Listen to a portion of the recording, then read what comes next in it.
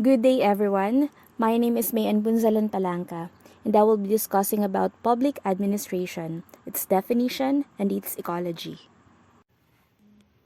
Meaning of administration. It comes from the Latin words ad and ministere, which means to serve.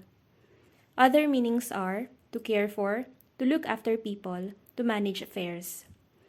Administration may be defined as group activity, which involves cooperation and coordination for the purpose of achieving desired goals or objectives.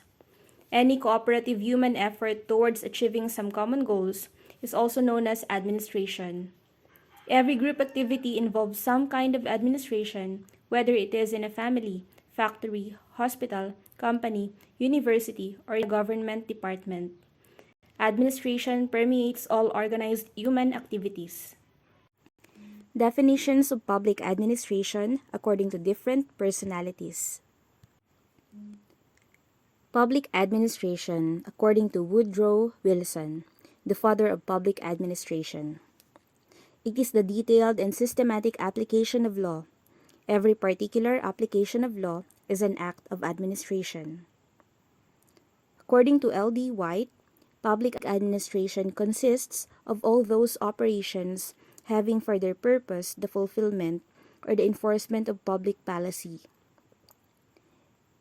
Luther Gulick says that public administration is part of the science of administration, which has to do with the government and thus concerns itself primarily with the executive branch, where the work of the government is done, though there are obviously administrative problems also in connection with the legislative and judicial branches.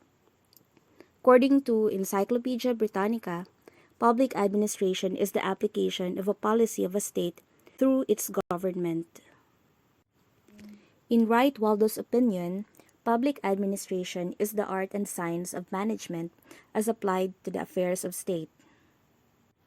J. M. Priffener believes that administration consists of getting the work of government done by coordinating the efforts of people so that they can work together to accomplish their set tasks. According to M. E. Dimmock, public administration is concerned with what and how of the government.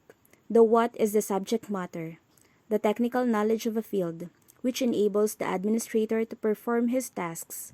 The how is the technique of management, the principles according to which cooperative programs are carried through to success. Each is indispensable. Together, they form the synthesis called administration. According to M. Ruthanaswamy, when administration has to do with the affairs of a state or minor political institution, like the municipal or country council, district board, it is called public administration. All the acts of the officials of the government, from the person in a remote office to the head of a state in the capital, constitute public administration. According to F. A. Negro and L. G. Negro, public administration is cooperative group effort in public setting. It covers all the three branches, executive, legislature, and judicial, and their interrelations. It has an important role in the formulation of public policy and thus is a part of the policy process. It is different in significant ways from private administration. It is closely associated with the numerous private groups and individuals in providing service to the community. What really is public administration? In general, public administration is government in action. It is the implementation and management of government policies, programs, and services to achieve public goals and serve the interests of citizens. It involves the organization, coordination, and allocation of resources to ensure the effective and efficient delivery of public services. Key elements of public administration. Implementation. The execution of laws, policies, and decisions made by elected officials to address societal needs. Management. The process of planning, organizing, leading, and controlling resources to achieve administrative objectives. Government policies. Guidelines and directives set by policymakers to regulate public affairs and promote the public good. Public services. Services provided by government entities to meet the needs of citizens, such as healthcare, education, and infrastructure. Characteristics of public administration. Public interest. The primary focus is on serving the collective welfare and addressing societal concerns. Legitimacy. Public administrators derive their authority from elected officials and the rule of law. Bureaucracy. A hierarchical structure with standardized procedures to ensure consistency and efficiency. Accountability. Administrators are accountable to elected officials, citizens, and the law. Neutrality. Administrators are expected to serve without personal bias, considering the public good. Roles and functions of public administration. Policy implementation. Turning laws and policies into concrete actions and services for citizens. Resource allocation. Distributing funds, personnel, and other resources to achieve organizational goals. Decision making. Administrators make decisions based on facts, evidence, and policy guidelines. Planning and forecasting. Developing strategies to address current and future challenges and opportunities. Service delivery. Providing essential public services efficiently and effectively. In conclusion, public administration is a vital discipline that facilitates the functioning of governments and the provision of essential services to citizens. Its dynamic nature requires administrators to balance diverse roles, responsibilities, and challenges to effectively serve the public interest. Ecology of public administration. It refers to the interconnected and interdependent relationships within the field of public administration. It considers how various components, actors, and factors interact and influence each other in the administrative ecosystem. Components of ecology.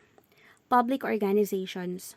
Government agencies, departments, and institutions responsible for implementing public policies. Citizens. The general public, whose needs, demands, and feedback shape administrative decisions. Politicians. Elected officials formulate policies and provide oversight to public administration. Bureaucrats. Civil servants and administrators who carry out policies and manage public resources. Interest groups. Organizations advocating for specific causes, influencing policy decisions and implementation. Media plays a role in shaping public opinion, holding administrators accountable, and disseminating information. International organizations, entities that impact administrative decisions through treaties, agreements, and global norms. Interactions and relationships. Policy formulation. Politicians interact with bureaucrats to develop policies based on public needs and political agendas. Policy implementation.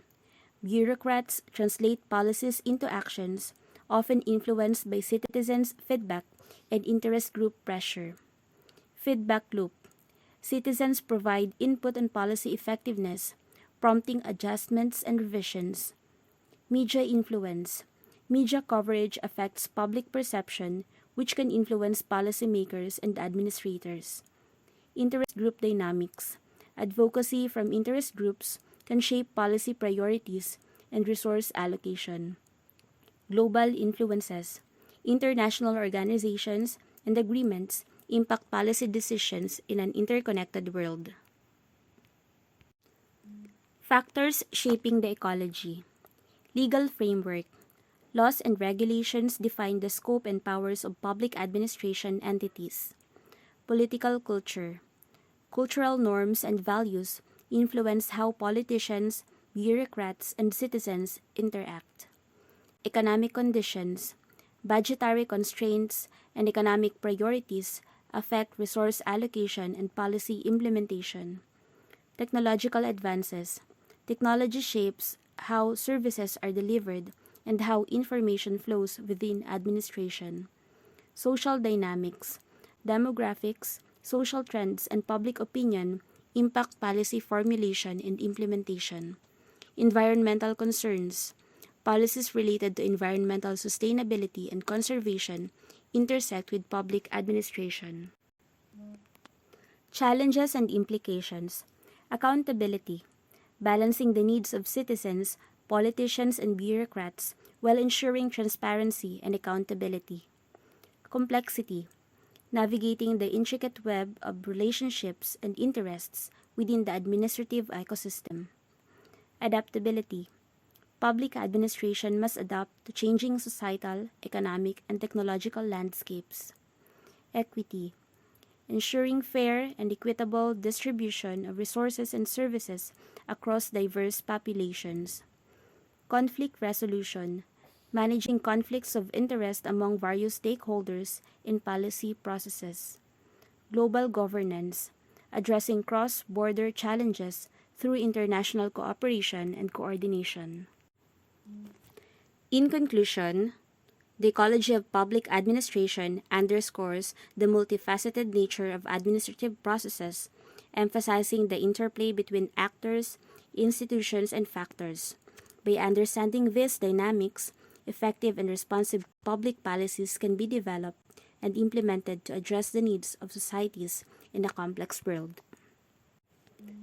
Thank you everyone for listening. God bless us all. Have a nice day.